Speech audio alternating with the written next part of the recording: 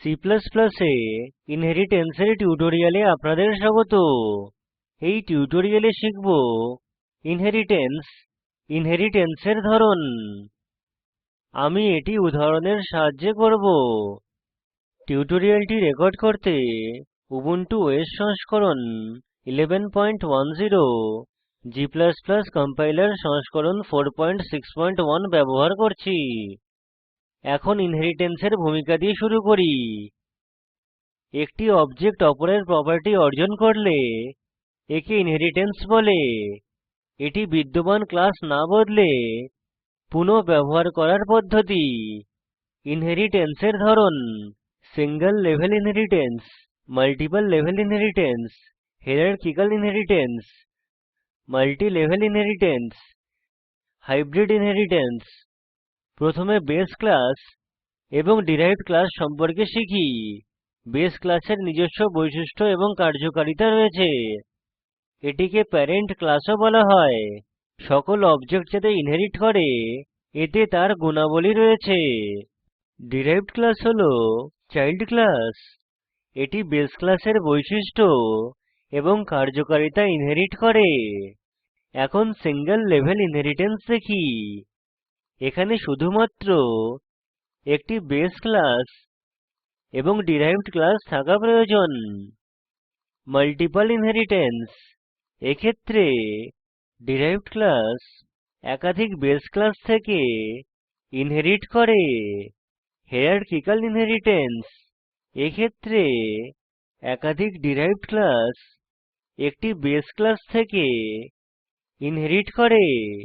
Multi level inheritance: এক্ষেত্রে sub class অন্যান্য ক্লাসের জন্য বেস ক্লাস হিসেবে কাজ করে। এবং হাইব্রিড ইনহেরিট্যান্স: এক্ষেত্রে একাধিক ইনহেরিট্যান্সের ধরন যুক্ত করা হয়ে থাকে। এখন সিঙ্গল লেভেল ইনহেরিট্যান্স দেখি। আমি এডিটরে কোড লিখেছি। আমি এখন এটি ব্যাখ্যা করব। আমাদের ফাইলের নাম exam inherit.cpp। এই উদাহরণে শিক্ষার্থীর নাম, রোল নাম্বার এবং প্রাপ্ত নম্বর জড়িত। আইওস্ট্রিম হিসেবে এটি হেডার ফাইল। এসটিডি নেমস্পেস ব্যবহার করছি। এরপর স্টুডেন্ট ক্লাস রয়েছে। এখানে ইন্টিজার ভ্যারিয়েবল রোল নাম্বার এবং ক্যারেক্টার নেম রয়েছে যা স্টুডেন্ট ক্লাসের প্রাইভেট মেম্বার। ইনপুট ফাংশন এবং ডিসপ্লে ফাংশন স্টুডেন্ট ক্লাসের পাবলিক ফাংশন।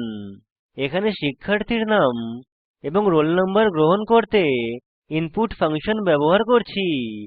তারপর নাম এবং রোল নাম্বার প্রদর্শন করতে ডিসপ্লে ফাংশন রয়েছে। এখানে আরেকটি ক্লাস exam inherit রয়েছে। এটি ডিরাইভড ক্লাস। এটি স্টুডেন্ট ক্লাসের ফাংশন এবং ডেটা ইনহেরিট করে। সুব1, সুব2, সুব3 এবং টোটাল কে exam inherit ক্লাসের প্রাইভেট ভ্যারিয়েবল রূপে ঘোষিত করেছি। এখানে input exam এবং display exam রয়েছে যা হল পাবলিক ফাংশন। এখন exam inherit ক্লাস বন্ধ করি। input exam ফাংশন ব্যবহার করে তিনটি বিষয়ের প্রাপ্ত নম্বর গ্রহণ করি। display exam ফাংশন ব্যবহার করে তিনটি বিষয়ের সমষ্টি নিরূপণ করি। টোটাল প্রিন্ট করি। এটি মেইন ফাংশন। ex হিসাবে exam inherit ক্লাসের অবজেক্ট তৈরী করি। ex অবজেক্ট ব্যবহার করে সকল ফাংশন কল করি। এটি হল রিটার্ন স্টেটমেন্ট। প্রোগ্রাম এক্সিকিউট করি। কিবোর্ডে Ctrl Alt এবং T কী একসাথে টিপে টার্মিনাল উইন্ডো খুলুন। কম্পাইল করতে লিখুন g space exam inherit.cpp space o space exam. Enter টিপুন। লিখুন exam। এন্টার টিপুন। Enter roll number. আমি 1 লিখব। এন্টার নামে। আমি আরিয়া লিখব। Enter marks of subject one. আমি 60 লিখব। সাবজেক্ট 2 হিসাবে 70 এবং সাবজেক্ট 3 হিসাবে 80 লিখব। প্রদর্শিত আউটপুট হল রোল নাম্বার is 1, নামে is আরিয়া এবং টোটাল is 210। এখন একই উদাহরণে মাল্টিলেভেল ইনহেরিট্যান্স দেখব। আমি ইতিমধ্যে কোড লিখেছি, এডিটরে যাই। আমাদের ফাইলের নাম multilevel.cpp। এখন টোটাল ভ্যারিয়েবল পাবলিক ভ্যারিয়েবল রূপে ঘোষিত করেছি, যা হলো exam আন্ডারস্কোর ইনহেরিট ক্লাস। এর কারণ হলো প্রাইভেট মেম্বার্স ডিরাইভড ক্লাস দ্বারা অ্যাক্সেস হয়নি। আমাদের কাছে আরেকটি ক্লাস গ্রেড রয়েছে, এটি exam underscore inherit class inherit করে। গ্রেড ক্লাস হলো derived class. exam underscore inherit class হলো গ্রেড ক্লাসের base class. exam underscore inherit ক্লাসের সকল ফাংশন এবং ডেটা গ্রেড ক্লাসে ইনহেরিট করে। এখানে এভিজি ঘোষিত করেছি, যা হলো গ্রেড ক্লাসের প্রাইভেট মেম্বার্স। পাবলিক ফাংশন রূপে এভারেজ ফাংশন ক্লাস বন্ধ করি। গড় নিরূপণ করতে এভারেজ ফাংশন ব্যবহার করি, তারপর এভারেজ প্রিন্ট করি। মেইন ফাংশনে জিডি রূপে গ্রেড ক্লাসের অবজেক্ট তৈরি করি। এরপর সকল ফাংশন কল করি।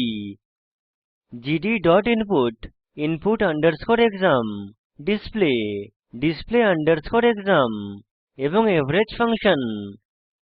এটি রিটার্ন স্টেটমেন্ট। আমরা দেখতে পারি যে গ্রেড ক্লাস হলো derived class. exam underscore inherit class হলো গ্রেড ক্লাসের জন্য বেস ক্লাস। এখানে exam আন্ডারস্কোর ইনহেরিট হলো ডিরাইভড ক্লাস।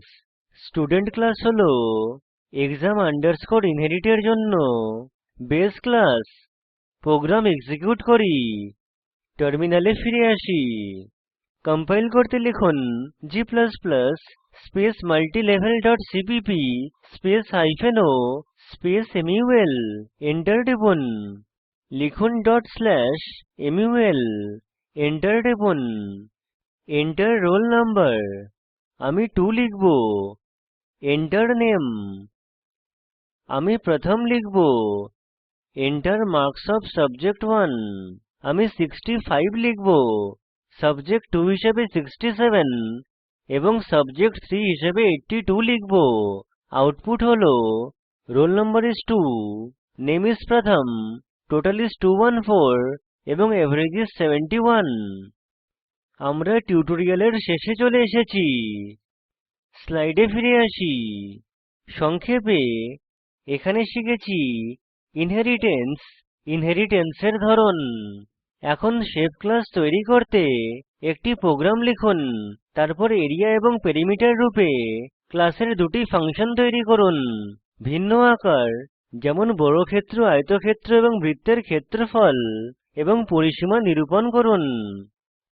এই লিঙ্কে উপলব্ধ ভিডিওটি দেখুন, এটি প্রকল্পকে সারসংক্ষেপে বোঝায়।